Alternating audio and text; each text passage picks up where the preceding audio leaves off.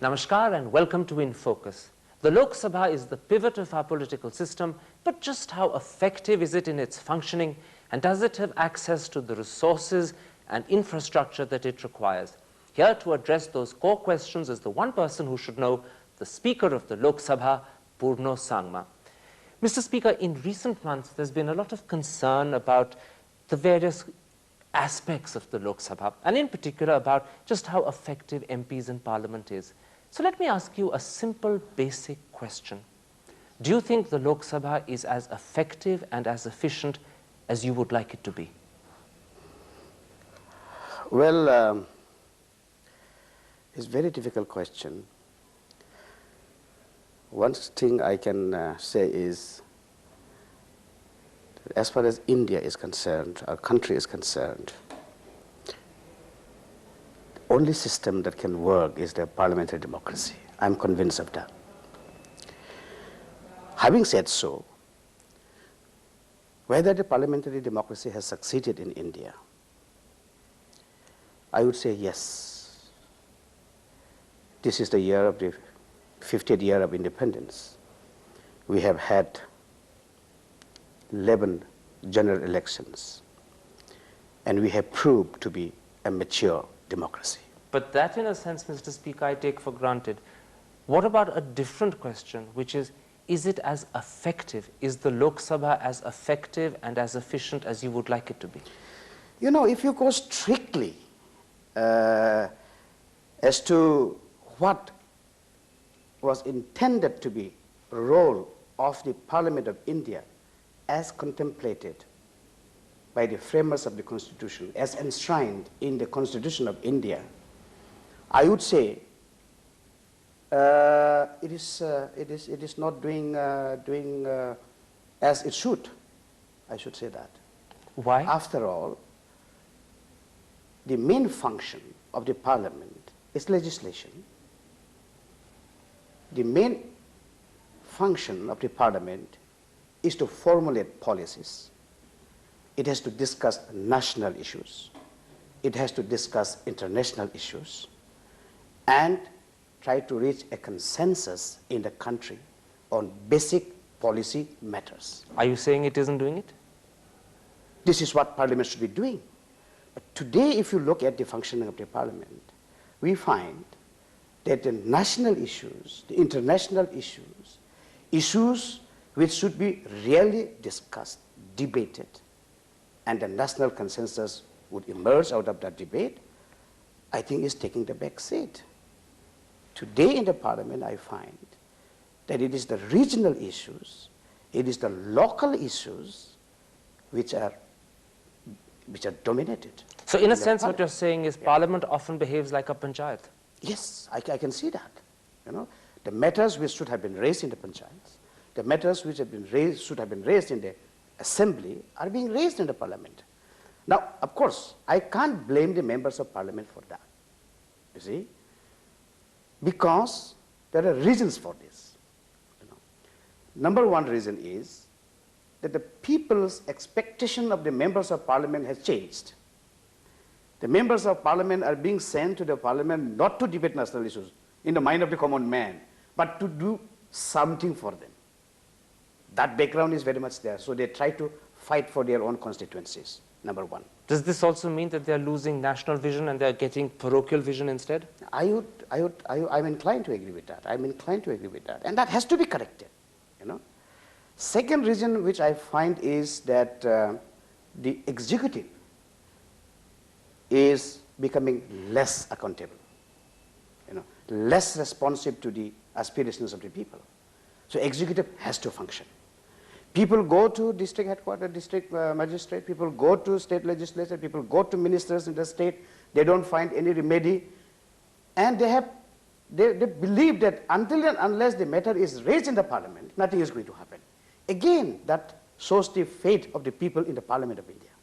Yes. Which is positive in one way. Absolutely. On the one hand, it's on the one way, yeah. But on the other hand, you say the executive is becoming less and less accountable, which means that Parliament is not effective in making it accountable.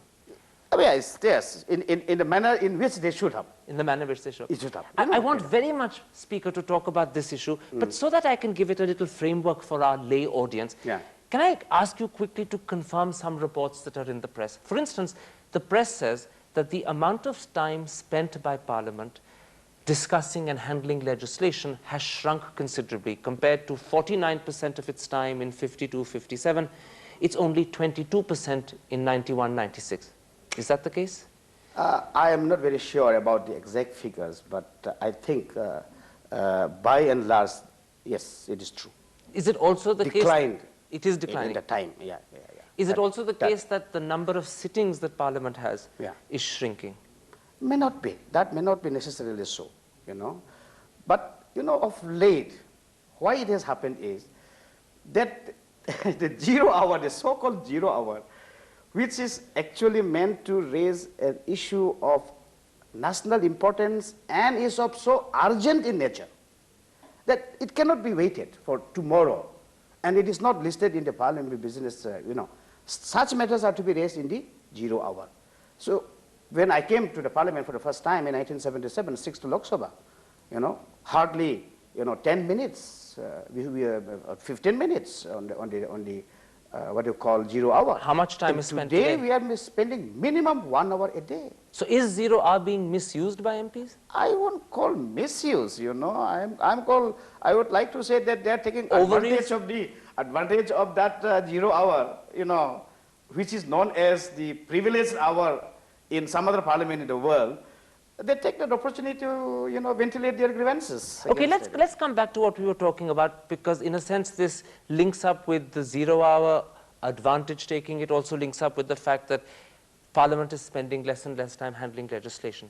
The Parliamentary Affairs Minister told us that MPs are failing to find time for serious discussion. Do you share that view? Yes, I think, you know, because members of Parliament, you know, when I was in the opposition in 1977, we used to be reading a lot. We would be collecting materials. We would be sitting in the Parliament library. We would be asking the research section of the Parliament to give us information and all, and then we would come fully prepared to participate in the debate. But today it is not happening, unfortunately, except there are a large number of members of Parliament who still contribute very well. But you're worried by the number that don't. But majority, I think, needs to reorient themselves. Are you saying that they don't do their homework properly? I don't know. That I cannot say whether they are doing their homework or not, but it is not visible in the floor of the House. Another point that Mr. Jinnah made, which I'd like to confirm with you, is that he said MPs spend a lot of time politicking rather than handling issues and policies. Well, I don't think I can blame the members of Parliament politicking, because after all they are in politics, you know. So they have every right to do politics, and I think that one should be doing so. At the same time, I think they can do much better in the Parliament, on the floor. They can do much better in the Parliament. You know, see, the problem with us, I think it is with me and with all of us, that somehow we don't try to realize how precious is the time, you know. The things which I can present to the whole country, to the Parliament, in 2 minutes or in 3 minutes, somehow I am not able to do it even in 1 hour, you know, because I go on talking and talking and talking and repeating and repeating. And is that because some MPs are deliberately encroaching upon someone else's time? They're being greedy? They are not deliberately encroaching. They are not even realizing that by doing so, they are denying others, you know, the time that they would have got. You know? So time management is one very important aspect in Parliament. But this is... After all, you know, we sit for 6 hours in a day, which means it is 360 minutes, and the number of MPs are 545. So if you equitably distribute that time... It's about 40 seconds. It's 40 seconds. And people go on talking for 40 minutes, half an hour, 45 minutes, you know. That is one area which members of Parliament have to realize, that how to utilize that time in the best way. What you're also saying is how they ought to realize how to be to the point and brief. Point. Absolutely. And instead, MPs tend to ramble pointlessly.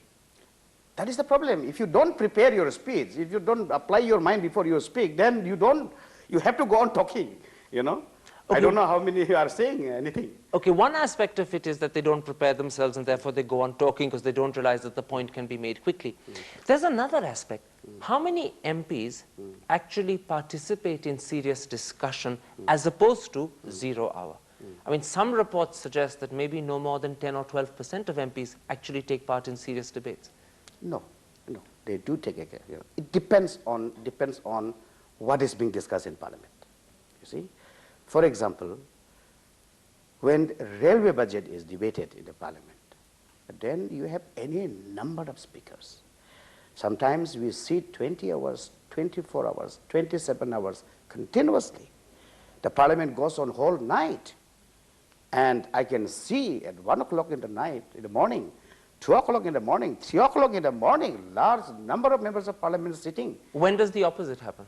Huh? When does the opposite happen? Well, when, when some private members' business is supposed taking place, then it's very difficult to get members of Parliament. Or some discussion on some bills, you know. But there are a number of members of Parliament, you know, who would like to participate in every debate. Again, there is a class of members of Parliament, you know, though their number is not very large, but they do take interest, very much interest. So, by and large, it is all right, but I think something more needs to be done. When you talk about something more needs to be done, to what extent do political parties provide the correct support for new MPs to make them effective, provide them with the research, provide them with the training, provide them with an understanding of parliamentary procedure? You see, this is the right point you are making, you know. This is the point which I have repeatedly made it in many of my speeches, you know. If the quality of debates in the Parliament have to improve, if Parliament has to conduct in an orderly manner, you know, with dignity, if we have to enforce discipline in the Parliament, then the major role is to be played by the respective political parties. And when? During election time. In fact, pre-election I would call it, when they are giving nominations to various constituencies in the country, that is the time where they should be very, very careful in choosing the people's representative. That is a very, very important point. Mr. Sangma, that's exactly the subject I want to discuss with you in part 2. So forgive me for interrupting you. Yeah. Let's take a quick commercial break and come back to this very important subject. Yeah. Do we choose the right people to be our MPs? Yes. That's it for now. We'll come back in literally a couple of minutes to continue this discussion with the Speaker of the Lok Sabha. Don't go away.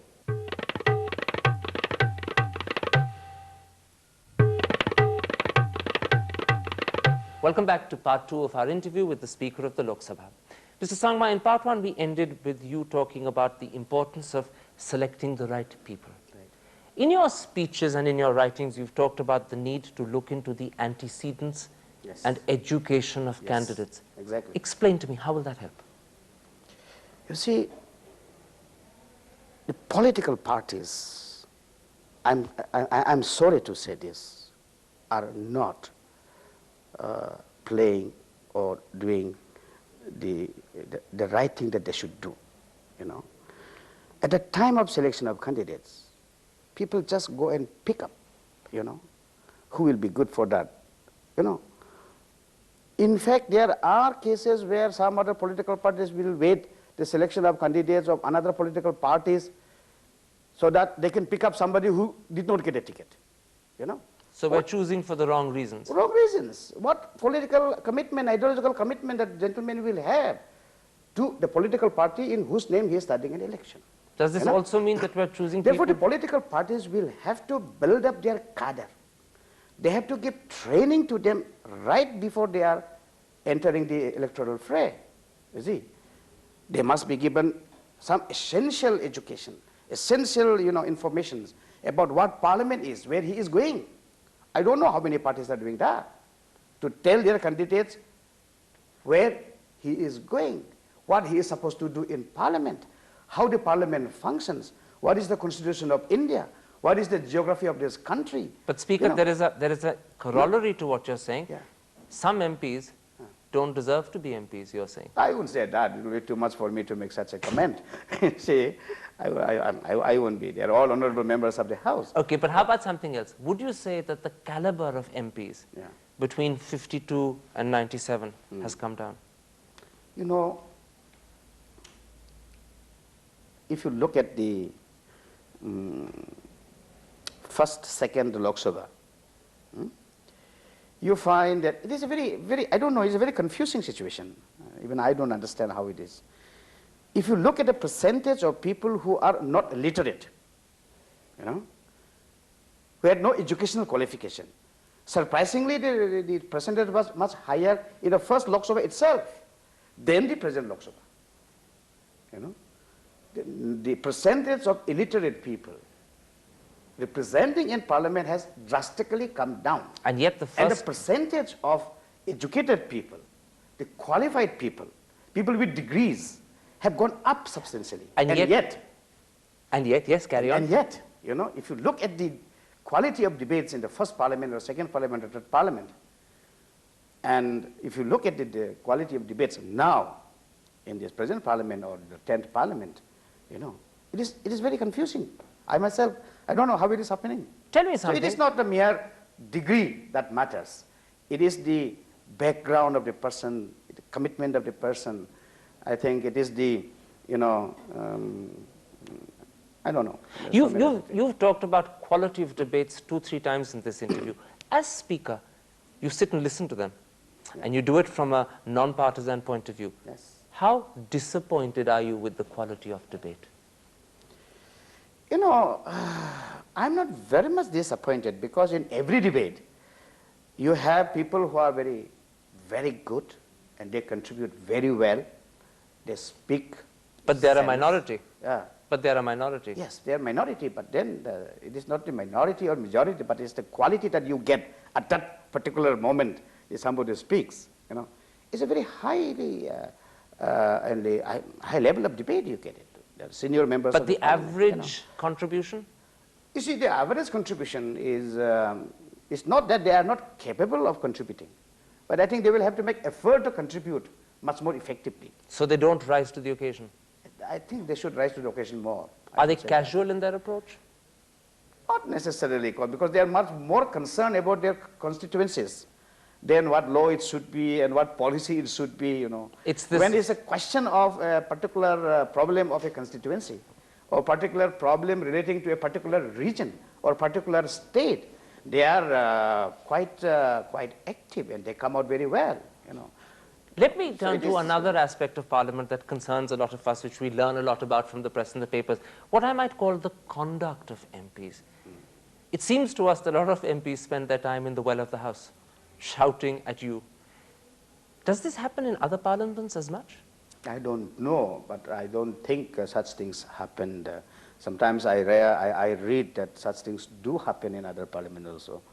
I think a few months back I read something of what is happening here in India, in Taiwan parliament, where it was physically fighting and all. But I really do not know in how many parliaments such things are happening, but it is a very, very unhealthy thing. You see, unhealthy. And as the representatives of the people, as the leaders of the people, I think, you know, they should be much more careful. You know, You're frequently receiving letters from even school children complaining about yes, plenty of them. So plenty of them. This is the single biggest factor that gives Parliament a bad name in the country? I think so. I think so. Well, why don't MPs stop? It sounds to the outside world as if they're behaving immaturely, like children at times. You know, this parliament especially is different, I should say, because, you know, in the past, majority members of the parliament used to be re-elected, and the minority would be coming in as fresh members of parliament. And therefore, they would be watching the elders and how they know and learn. We did it like that. In this parliament, the new entrants to the parliament, those who were never in the legislature, not elected even as MLAs or even panchayat members, they have directly, for the first time, come to parliament, and they are the majority today. out of 545, 287 of them are just new to the parliament. But are you saying because they're new, they don't know how to behave? Well, I think they should learn more how to behave. How difficult is it for you as Speaker to have to control these scenes of bedlam at times?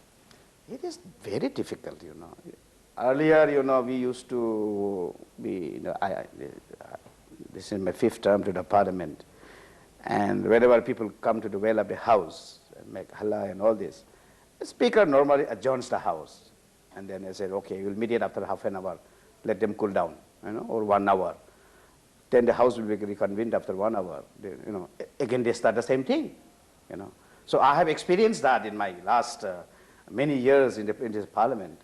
So I have decided that whatever noise they make, even if they come to the well of the house, I will not adjourn the house.